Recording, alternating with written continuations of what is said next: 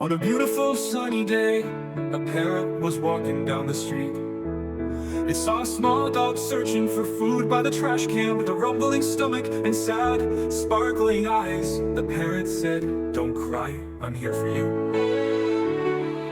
The parrot gathered the trash, making the world greener.